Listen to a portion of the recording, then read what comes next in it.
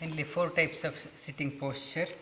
One is if you hide both feet inside, this is called as swastikasana. My feet, you can't see my feet, swastikasana. If I reveal only one foot, this is called as ardha padmasana, one foot on the other thigh. If I reveal both feet soles, this is called as padmasana. And padmasana also various types. One is take the heels touching your pelvic region. It's as in as you can. This is one type of padmasana. Your knees have come very close. This is one type of padmasana. If you expand your knees, stretch your knees, this is another type of padmasana. This difference of types of padmasana, why this is important, where it is used, I will talk about that one. The coming weeks, knees almost coming together, this is another type of padmasana. This has another one application, and this one is another type of padmasana. And if you bring your left heel in and take the right above the left, this is called a siddhasana. And gently lean forward. This is called a siddhasana. Siddha means perfect posture. Able to sit for a long time without any discomfort. If your ankle is still hurting, you can bring the foot down. So with the modern comfort, we lost touch with sitting on the ground. So every day, make sure that you sit on the ground. It helps in opening up the pelvic region, strengthens the pelvic region and groin region. A whole day sitting in the front of computer or even dining table, we hardly bend our knees. Give exercise for the hip region. It gives an exercise for the hip region also. And it helps in meditation. For meditation, sitting on the ground. It's when you are old, very old, and you can't bend your knees, that is a different case. But when still we have energy, we should try to sit on the ground and keep your back straight. And at work also, make sure that your position is always vertical. It's at work, working on the computer, check your position yourself, whether you are leaning forward or leaning too forward. It affects your posture. Practice this one at work also. Make sure that your back is always vertical. It helps in maintaining a healthy back. If you are, some people, they lean back and sit as if they are sitting like this, it affects the lower back. As they age, that in the lumbar region, they get pain in the lumbar region. Whatever, always at work also, sit in a straight position. Make sure that you sit always straight. And pranayama, it's one meaning of pranayama. Prana means energy. Ayama means expansion of energy in us. It's energy that pranayama, prana, breath is a link between the body and the mind. You notice, if I am very agitated, very angry, check your breath. What happened to the breath? Breath has become very erratic. When I am stressful, breathing becomes very jerky. When I am angry, breathing becomes jerky. And there is a breath, the link between the breath and the mind. When you are relaxed, when you are happy, you inhale. Long inhale. If you want to smell a flower, deep inhale. You enjoy that one. If you are depressed, if you are expecting some results and it didn't come out as you expected, you say that you collapse. That there is a breath and it's a sign. It conveys the message also. When you are inhaling, you are infusing the energy, and when you are depressed, there is a sign, there is a breath, it symbolizes, it conveys. Breath is a link between the body and the mind. And breath is generally that in a human being, when we are relaxed and we breathe, it's 15 times a minute. It's a human calculator. There's a calculator when you are relaxed and still sitting 15 times. And they say rats breathe around 70 times a minute.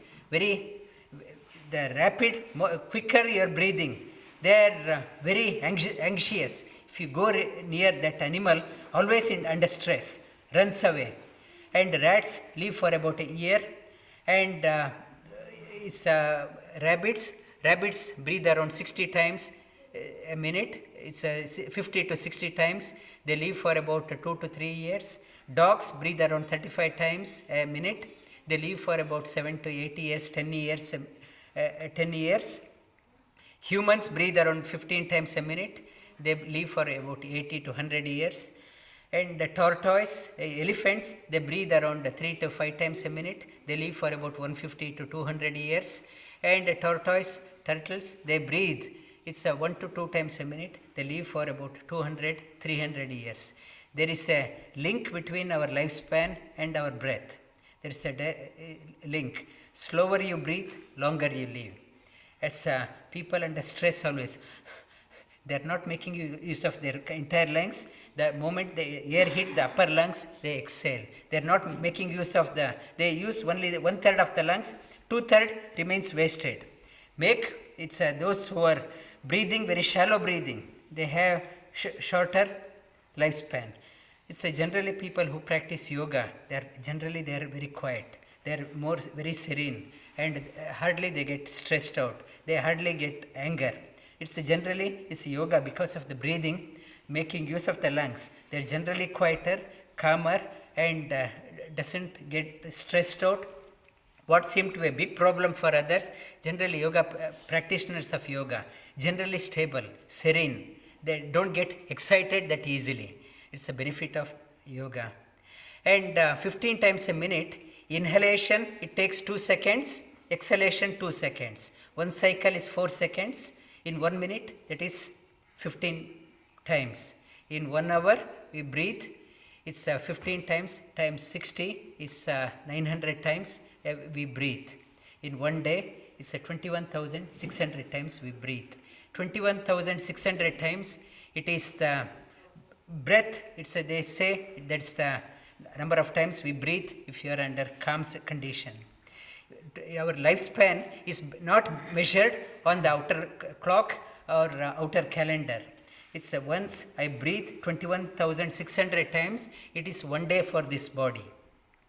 I practice yoga and I practice pranayama. Instead of taking 4 seconds per cycle, I take 8 seconds per cycle. Slow inhale, very slow exhale. It's 8 times. 21,600 times for this body, but outer clock has done only 12 hours. It's 100 years for the body. It's outer clock. It's other way that it's 21,600 outer clock. Outer clock has gone for 2 rounds. 1 day for this body, outer clock says 2 days. 100 years for the body, outer clock says 200 years.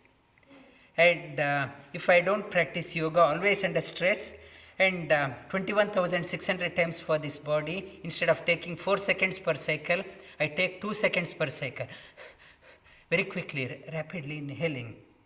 21,600 times for this body, and outer clock says 12 hours. 100 years for the body, outer clock says 50 years. And people say that person died prematurely. It is not premature. I exhausted my quota. My quota, whatever was there, that 21,600 times, I breathed that one, I exhausted my quota. If you read the scriptures, that many books on yoga, autobiography of yogi, living with Himalayan masters, and many other yogic books, still many yogis are there living for centuries. It is because of the pranayama. They knew the art of breathing. Slower you breathe, longer you live. It's 21,000. It's our it's a total number of lifespan. Our human lifespan. It is it's based on our Brahma's lifespan. Brahma also, the creator, that Brahma, when he was born, he has a lifespan. He also lives for 100 years. We also live for 100 years. It said Brahma's lifespan, according to our human lifespan, his lifespan is 31,104,000 followed by 10 zeros. It's that many billion years. If you divide that one by number of years, divide by number of hours, divide by number of days, divide by number of hours, divide by number of minutes, and divide by number of seconds, His 1 second is equivalent to human 100,000 years. You see, everything is relative. You can see that some flies, they are born in the morning, in the afternoon they die. Even it is also according to his life cycle, it is living for 100 years, but on a relative scale. We also live for 100 years, but on a relative scale. Brahma's lifespan also 100 years on a relative scale. Everyone lives for 100 years, but on a different scale. The practitioner of yoga, doing pranayama, lifespan increases. Lifespan increases. Increasing the lifespan itself is not the goal. Some trees lives for centuries, 500 years, 600 years, 1000 years. Goal of the life is not to live for long. Live long, live healthily, and make use of the time. We don't know when we get this opportunity again. When we get the opportunity, make best of the sadhana. Exploit the full potential.